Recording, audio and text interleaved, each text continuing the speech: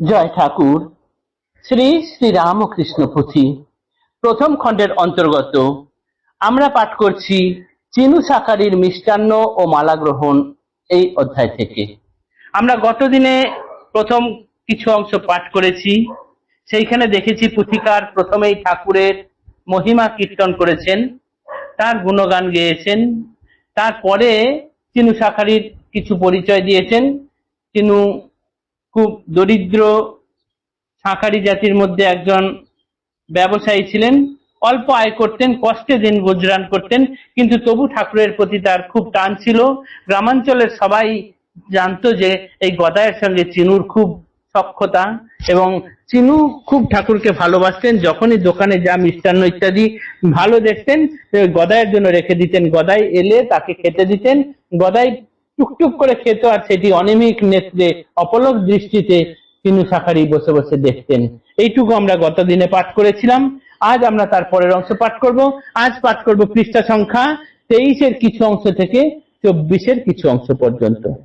এই চিনু শাকারি সম্বন্ধে আমরা প্রথমে একটু বলে নিই। আমরা এর আগের দিনও বলেছিলাম যে কামারপুকুরের গ্রামের গোপাল শাকারির ছেলে ছিল চিনু, অর্থাৎ শ্রীনিবাস। গ্রামাঞ্চলের নামে শ্রীনিবাস ডাকে হয়ে যায় চিনিবাস, সেইখান থেকে এই ডাক নাম হয়ে যায় চিনু।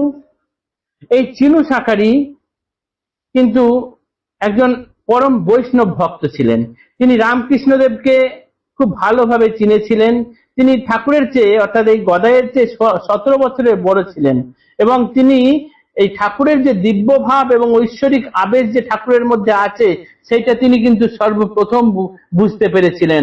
এবং তিনি গদাধরকে দেখে ভেবেছিলেন যে চৈতন্যদেব, বা তিনি স্থির বিশ্বাস ছিলেন, এবং এটি সত্য কথাও যে চৈতন্যদেব পুনরায় এই দেহ নিয়ে আবির্ভূত হয়েছেন। গ্রামে তার একটি মুদির দোকান ছিল, কিন্তু এই মুদির দোকানে প্রায় ওই বালক গদায় এসে বসতেন, সেই মিষ্টি দিতেন, খেতেন, অপলক দৃষ্টিতে দেখতেন। এবার শ্রীনিবাসের কি মনে হলো, তিনি ঠাকুরকে মাঝে মাঝেই বলতেন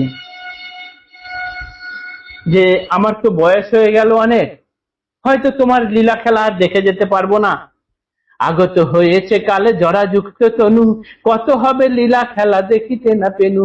বড়ই রহিল দুঃখ আমার অন্তরে, করুণ কটাক্ষে রেখো এ অধীন কিং করে। তিনি দেখেছেন বালক গদাই, বালকের চেয়ে তিনি হয়তো 17 বছরে বড় ছিলেন, কিন্তু জরাযুক্ত শরীর, ভেবেছেন আর বেশি দিন থাকবো না। আর তিনি এটুকু জানেন যে চৈতন্যদেব যেহেতু এই শরীর নিয়ে এসেছেন, সুতরাং তিনি যে কত লীলা দেখাবেন হয়তো আমি দেখে যেতে পারবো না, তাই আক্ষেপ করছেন ঠাকুরের কাছে।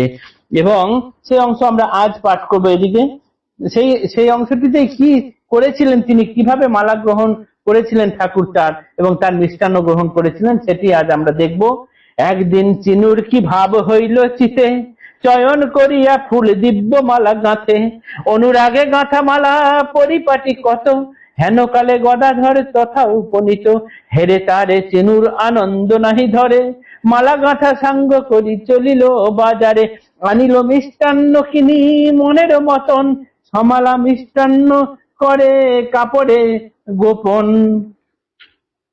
লয়ে সঙ্গে গদাধর চিনু মাঠে চলে, অন্তর প্রান্তরে জনশূন্য বৃক্ষাতলে। কেহ কোথা নাই চিনু চেয়ে চারি পানে, জানুপাতি কর জোরে বইসে চামুখানে। যতনের গাথামালা বাহির করিয়ে, প্রভুর গলায় দেয় গদ গদ হয়ে। মিষ্টান্ন খাওয়ান হাতে ধরি গদা ধরে, শূন্য বাক মুখ আখি ঝরে ঝরে ঝরে।